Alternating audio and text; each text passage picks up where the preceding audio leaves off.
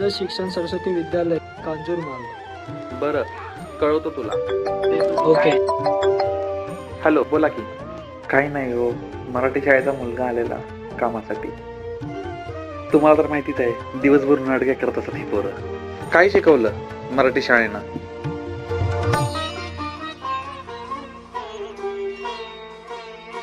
काय शिकवलं मराठी शाळेनं?